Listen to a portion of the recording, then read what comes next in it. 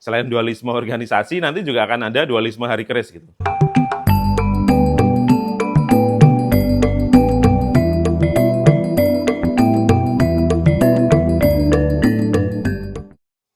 Assalamualaikum warahmatullahi wabarakatuh. Kembali lagi bersama saya Dian, Dunia Dian, di Dunia Dian Kebudayaan. Salam budaya. Ini teman-teman, kita bahas keris lagi ya. Soalnya kemarin ada nanya, Mas bahas dong hari keris nasional yang ditetapkan pemerintah hari ini itu. Maksudnya kemarin tanggal 19. Saya juga baru nggak. Oh ternyata pemerintah menetapkan 19 April 2025 sebagai hari keris gitu. Ini kritik kepada pemerintah dan penyelenggara acara. Memang acaranya kurang masif ya Pak. Persebarannya terutama di media sosial ya. Saya baru menemukannya di akunnya Pak Fadlizon. Sementara di akun penyelenggaranya sendiri itu, bahkan di YouTube-nya itu, sampai video ini dibuat hanya 400-an orang yang menonton. Ini sangat sedikit sekali, makanya tidak menyebar. Sementara yang banyak muncul di grup-grup keris, justru penolakannya gitu. Ini aneh nih. Bahkan banyak teman yang dia baca penolakannya dulu gitu. Baca penolakannya lalu, ini ada apa gitu. Lalu nanya kepada saya. Nah, di video ini saya akan mencoba menjelaskan soal ini ya, polemik hari keris sampai kenapa hari keris ditetapkan hari ini dan lain sebagainya gitu. Nah, sebelumnya kita dengar dulu nih alasan pemerintah menetapkan 19 April sebagai hari keris. Ini dia. Sekalian, kita memang perlu membuat ya berdasarkan aspirasi yang ada hari keris nasional.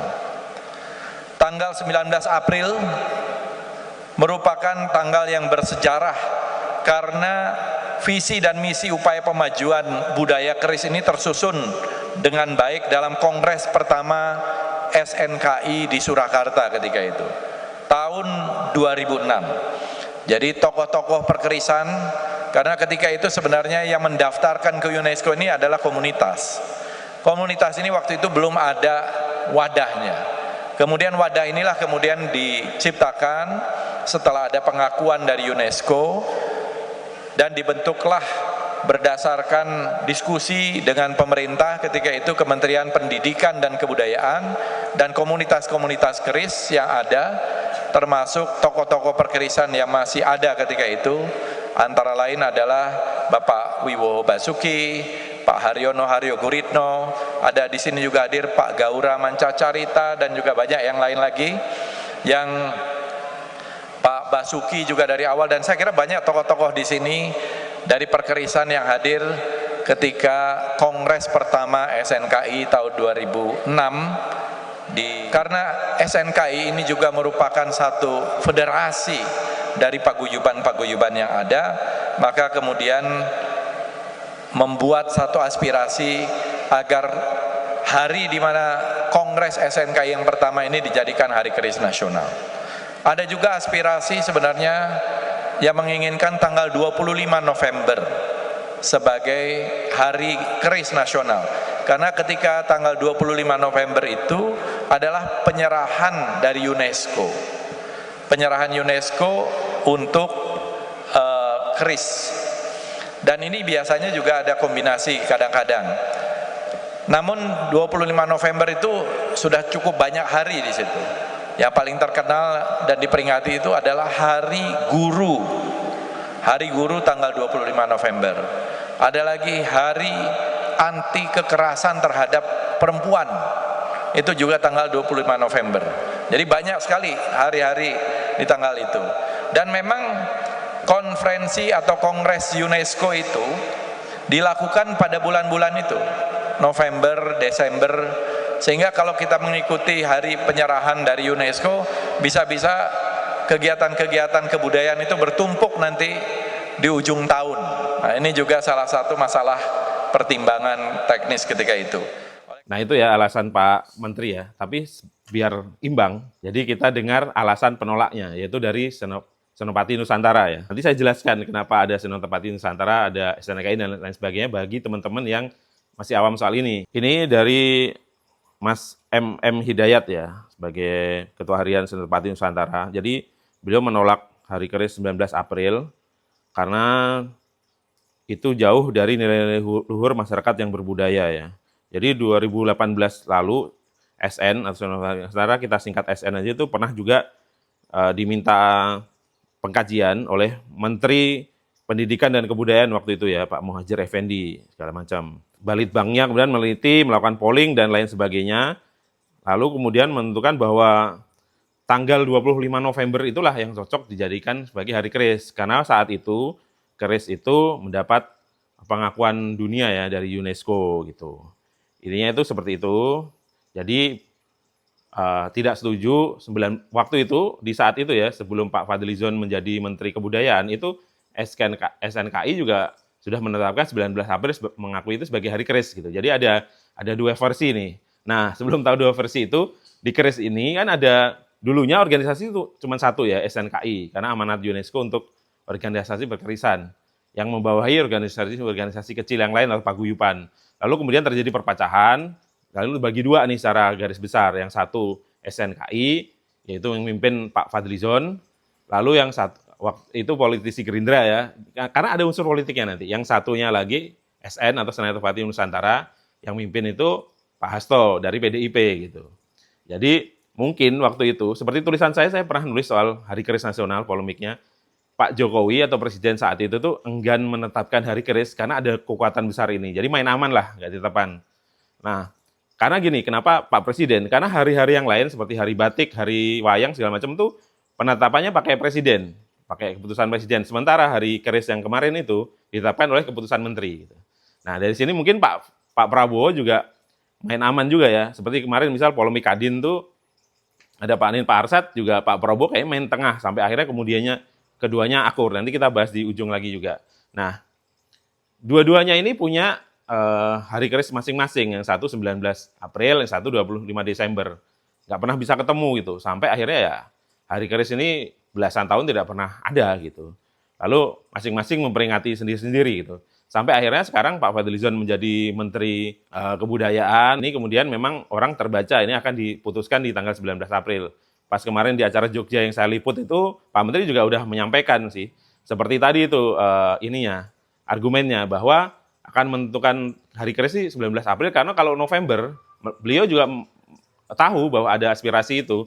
Karena di Ember atau di November itu, sudah ada hari guru, banyak hari yang lain seperti yang disampaikan kan.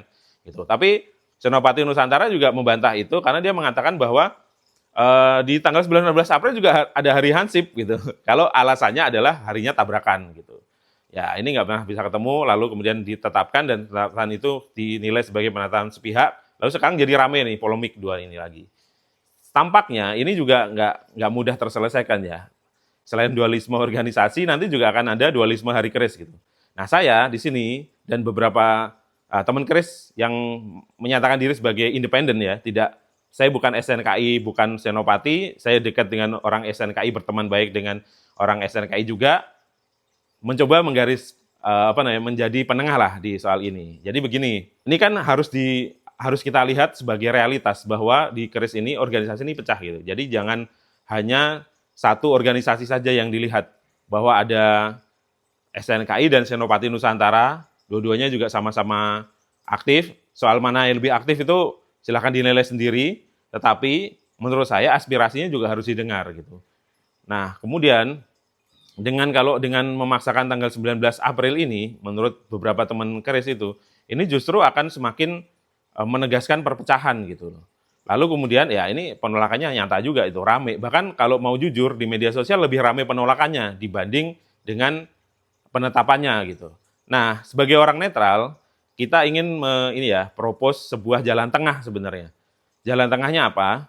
Yaitu ditetapkan saja yang tidak 19 April, tidak 25 November. Kalau mau 19 April Senopati marah, mau 25 November SNKI nggak setuju misal, tetapkanlah saja 4 November gitu. Di mana keris itu sebagai ini masuk listnya gitu. Kan 25 pengakuan, masuk listnya itu 4 November ini sering juga disampaikan oleh senior kita Pak Jimmy misalnya kan sebagai tulisan. Dan saya rasa saya setuju juga gitu. Jadi kita jalan tengah aja, tidak dua-duanya.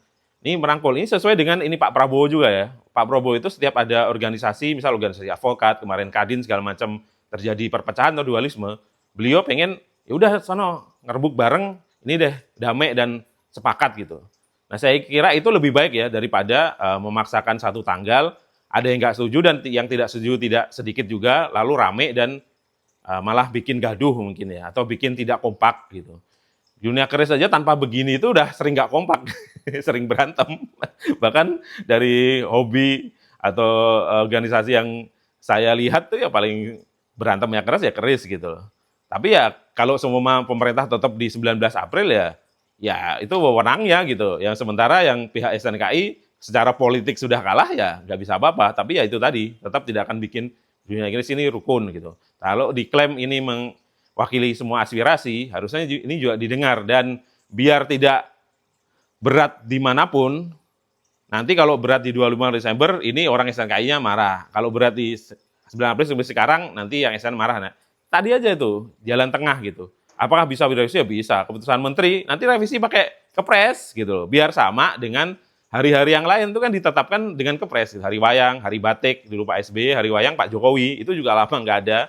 Lalu keputusan ya, mungkin karena nggak berantem ya dua itu, kayak keris gitu. Nah, ini kan sebenarnya bisa gitu. Jadi, kalau saya sebagai bukan orang SNK, bukan orang SN, melihat Hari Keris Nasional ini ya, saya sebenarnya nggak masalah mau hari apapun itu yang penting ada Hari Keris gitu. Tetapi kalau bisa nih bagi kita, kebetulan saya juga masih anak muda dan juga netral, tidak pernah mendukung manapun, itu cari jalan tengah seperti saya. Atau masing-masing punya argumen, silahkan tulis di kolom komentar ya.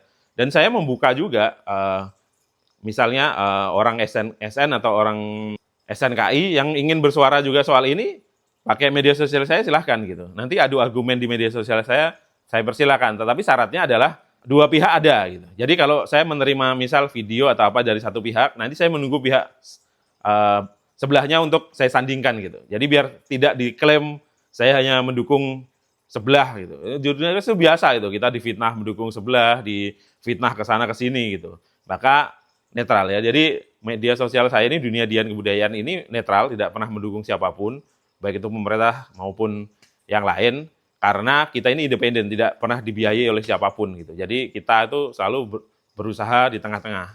Semua event kita dukung, yang minta kita dukung. Jadi kalau ada event yang nggak kita liput atau nggak kita dukung itu karena nggak minta ke kita gitu loh.